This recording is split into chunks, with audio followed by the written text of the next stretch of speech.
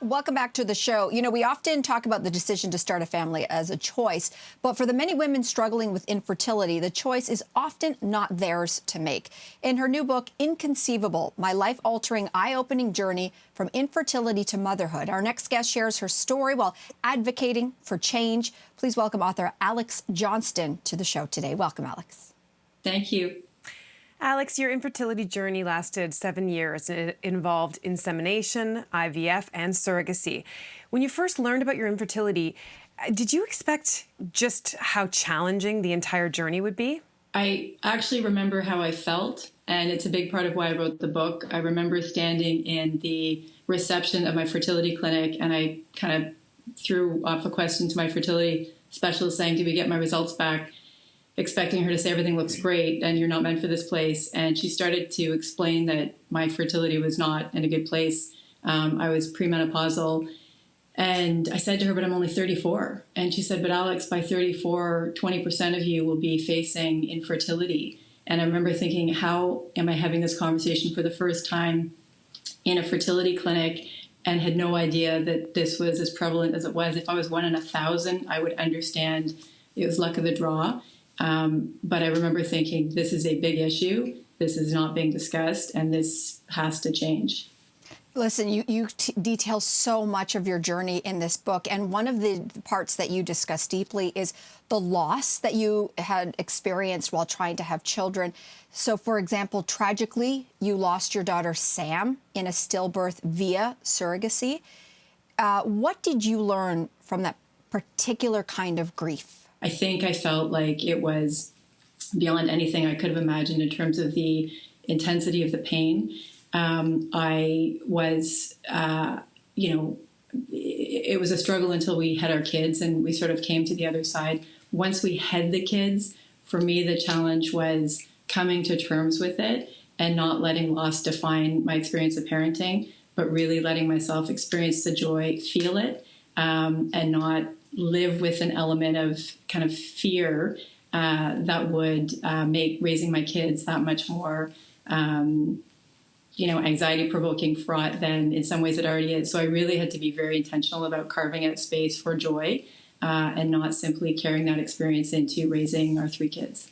I can imagine, and I'm sure people watching who've experienced grief and loss when it comes to pregnancy, they've had that moment where they thought to themselves, like, I can't do this. Maybe I don't want to go down this path any further. So I'm curious about your experience with that. Like, what kind of challenges did you face? Did you ever think about giving up? And if not, what kept you going? Once it was difficult, and at some different points it felt like, my gosh, this might not happen, that desire was fierce. It was unrelenting.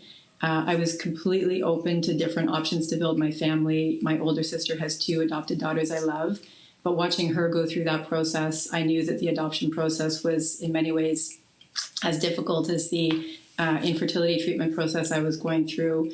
And what I struggled with is I was not able to pursue both paths. So my husband and I would have comfortably sought out help through a fertility clinic and also pursued adoption. But at the time, and I imagine it's probably similar, to go through the adoption process, you would have to effectively say, I've given up on the idea of having a child that I'm kind of genetically connected to, and I'm only going to pursue adoption. And I was not prepared to do that. I was open to both, but that desire never abated. My one concern is that at some point David would say, I'm out, I can't do this. And in my mind and my heart, I said, I'm going down this road alone or with my partner, but I'm going to become a parent, and that never changed.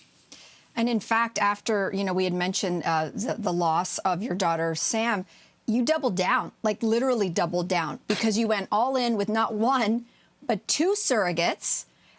You ended up with 2 beautiful, healthy daughters born just 3 months apart. Like, wow. But then something even more unexpected happened, Alex. Tell us about that. We were very fortunate to come out on the other side of that with our 2 girls. And when they were 3 and 6 months, I was physically exhausted in a way that I felt was different from just, raising the girls. I honestly thought I had narcolepsy. I thought, oh my God, I've developed narcolepsy somehow midlife. And I took a pregnancy test just to be able to say there's a 0% possibility I'm pregnant. Let's get on with figuring out what's going on. And I sat in my bathroom and I said, I cannot believe this is happening, but I am pregnant. And then I sat David down and we had the most strange and awkward conversation we've ever had. I told him, and I think both of us were shocked, and it took a while to get used to the news, only because I think we were so afraid it would disappear.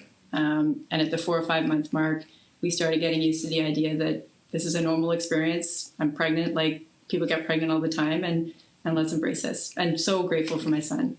Oh, look how beautiful. So you went through this very long, very challenging journey with infertility, but you were fortunate to come out the other end with a very positive story. And you also had the means to try these different avenues. So when you reflect back, how much do you think that privilege factors into fertility?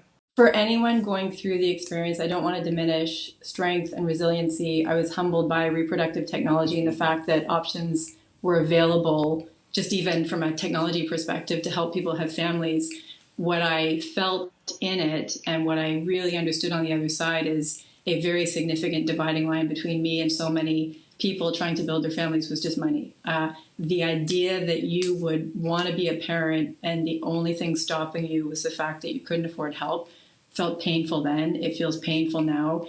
I say in the book, if we really feel that kids are as important as we say they are, everyone says it's the greatest thing in the world, it's the most important part of my life, we've got to start backing that up with actions, not just words, and making help accessible and affordable for women and for men who want to build their families, I think is a huge policy imperative.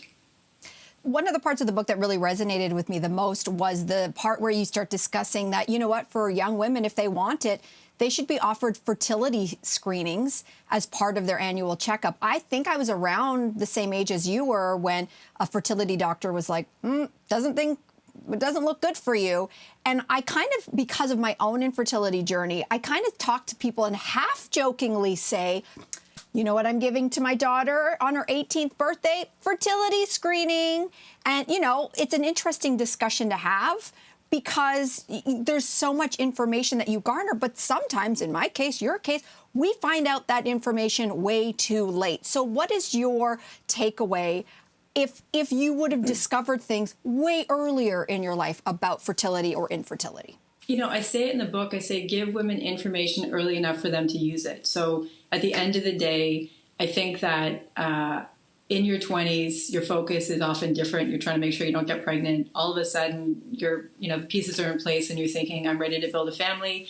I think what you want to do is start to normalize this as part of a woman's annual medical checkup. Just normalizing it with a 27-year-old, a 28-year-old and saying, do you want to just start to track this? Why don't we do it every year, every couple of years, get you information about what's going on in your body?